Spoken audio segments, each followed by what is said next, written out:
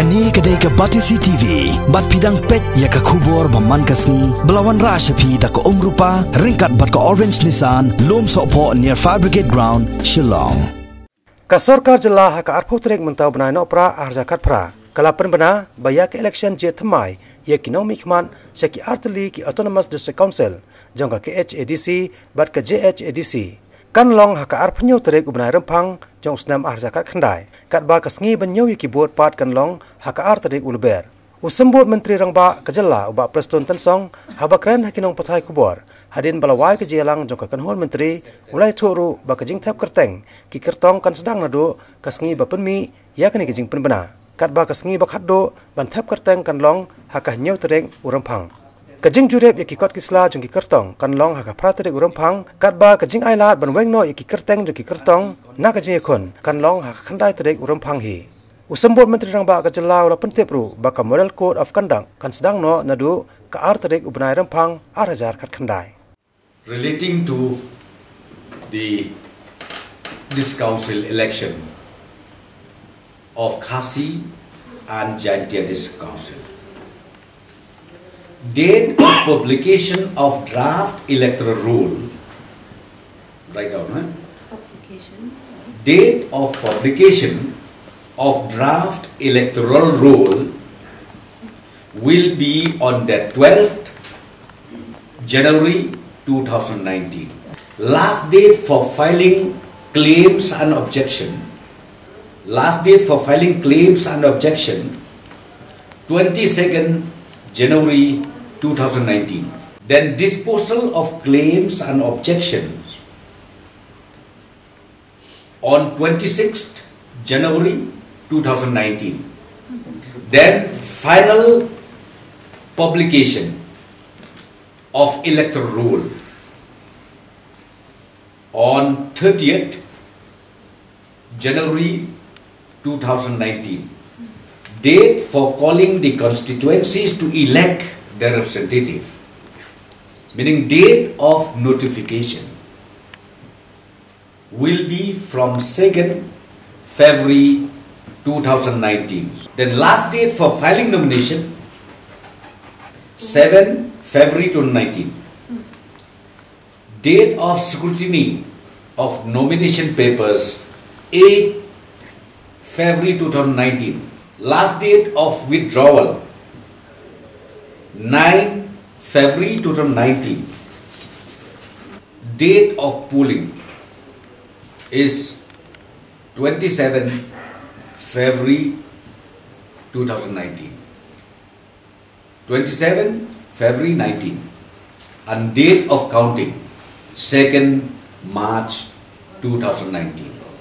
From 2nd February 2019, Model Code of Conduct will be in place. I'm telling you, in fact, if you talk about Model Code of Conduct, it is not there. It is not mentioned anywhere in this schedule. But you know, why the government thought it properly that Model Code of Conduct should be there. Why we thought that way? To make sure the confidence of everybody. Because if we don't do, then any ministers, any MLAs, any government functionary, they can go here, they can go there, they can declare this, that. No? So therefore, for the fitness of things, we decided that code of conduct will also be in place from the 2nd February 2019, the day the notification comes out. Sakawai pat kamat kabaka kanhun menteri jong sarkar MDA kalai keren haka jelang kabalalong haka arpo terek mentau benai no pra arjakat pra kadai halor kajik pun kalano yaki kendon jong ka Meghalaya Minor Minerals Concession Rules 2016 kanang bat pensok ikitu ki ba apply banyo iki quarry permit ne ka mining lease uba preston tensong ulai tu ba kajing shim rai jong sarkar kalong hadien baki hajar ngot ki pai ba ki bakama jakpo naka kamti bat shomau kumjo kitu ki batrei haki jaka tiliat mau ki banapo East Castles District kilami ranti ban persya ekara jong sarkar ban khangno ek jingti mau ne kor terlihat mau ki batrai kam claim dayo ki mining lease lane ki NOC na sarkar jala shushu ulai thuru bada kajing pengkalano ki kendon ki pajba menta kimdan kamsho ban bun kam hakabayo ki permit lane ki mining lease ban peteng ki kam ti mau. There were few proposals made for amendment of these rules. I think you are all aware, in 2016 we came up with these very important rules, concession rules, and when the rules was in place in 2016, those people who are in mining activities, and the mining activities is minor mineral, because this rules speaks about minor minerals, not major minerals. Okay, this rule speaks about minor minerals. So in course of time, when the rules was in place, those people who are in mining activities, they have problem in applying quarry permit or mining lease. They did have problem. So we have seen that on the basis of this problem that they are facing, the government, the department, they proposed simplification of these very important rules. One, previously it was not there in the rules about the issue of who will be the authority to issue non-forest certificate. All these years from 16 till today, when the applicant applied, the certificate of non-forested area was issued by the PCCF. Okay, by the PCCF, be it big or be it small. So you understand, it is a very lengthy process, because it has to go down right from the ranger, then it will come to the DFO, it will go to conservator of forest, it will go to chief conservator of forest, then from chief conservator it goes to additional PCCF to PCCF. I mean, quite a number of tables. So what we did this time is, the proposal was, we indicate the area within 5 hectares. Within 5 hectares, any mining site which is below 5 hectares, the government has authorized DFO, Divisional Forest Officer Territorial. Any DFO can issue the non-forest certificate to the applicant. That is one clause where the cabinet decided to agree to the proposal. Then number 2, again, as far as mining lease and then quarry permits is concerned, these years what they did, the applicant has to go first to get the NOC from the district council, from the concerned district council, which is ultimately it's time consuming. So this time we said all tribals are exempted from the NOC of the district council. But those applicants in the name of non-tribal or company or society, they are bound to get an OC from the district councils. This is number 2. Then again, number 3, in the rules, these years what happened was, the applicant has to furnish the mining plan. When they wanted to apply for mining lease or quarry permit, they have to prepare a mining plan. And this mining plan has to be approved by the Director of Mineral Resources. So this time what we agreed was the mining engineers or divisional mining officer of the DMR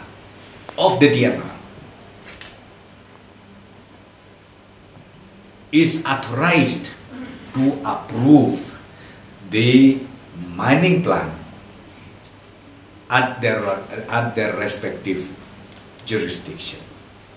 Like in Jati Hills, we have Divisional Mining Officer Juwai. Like in Garo Hills, we have Divisional Mining Officer Tura. Again, East Garo Hills, we have Divisional Mining Officer William Nagar. So they don't have to come to Shillong. It is authorized to the divisional mining officers of the Directorate of the mining and geology. They can approve the mining plan by themselves in their respective regional offices. That is one. And then again, now, you know, in the previous rules, it was mandated that the applicant has to first go to Labor Department and then get NOC, get clearance from Labor. But this time we made it simple that self-declaration form is enough. You don't have to go and get NOC or get papers from Labor Department, but self-declaration form is good enough for the applicant to apply for lease or permit, whatever. The amendment to the Meghalaya Building and Other Construction Workers Rules 2008. We do have the rules right from 2008, and in the present context, we wanted to strengthen these rules by inserting and deleting few important clauses. Number one is about the maternity benefits. One is the maternity benefits. Okay? The maternity benefits, in fact, in the original rules, it was silent about the male workers. Okay? But now what we propose is that male employee or male workers should also be entitled to get, in case if his wife is not the members of the construction workers. In the last rules, it says that an amount of 5,000 will be sanctioned as loan to the members. But in the proposed amendment, we says that instead of loan, because it's only a small amount of 5,000, we said that it should be a one-time grant of 5,000 rupees. And that 5,000 rupees, that loan or that grant which is proposed now, is for procurement of tools, like, you know, this item, the mystery, you know, the carpenter, they used to buy, like, I don't know, there are so many small items. So now we amended the rules where we do away with loan component.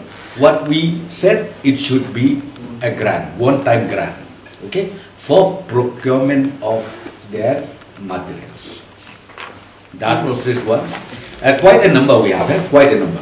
And then again, now what we do is, now we also propose that these workers, they will be also entitled to get stipends. They get stipend, and the stipends is monthly. For their degree, 800 rupees, diploma 600, certificate course 600, class 11 and 12 600, class 8 to 10 500, class 5 to class 7 400 rupees per month. They are entitled to get the stipend.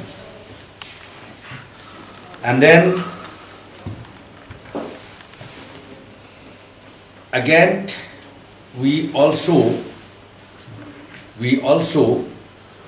decided to insert one more clause, and that clause is known as one-time book and uniform grant to students. One-time book grant, we call it. One-time book and uniform grant. For class 1 to class 1, for class 1 and class 2, 400 rupees. Class 3 and class 4, 600 rupees. Class 5 up to class 7, 800 rupees. Class 8 up to class 10, 1000 rupees. Class 11 to class 12, 1200 rupees. And certificate course, 1200 rupees. Even diploma course is 1200 rupees.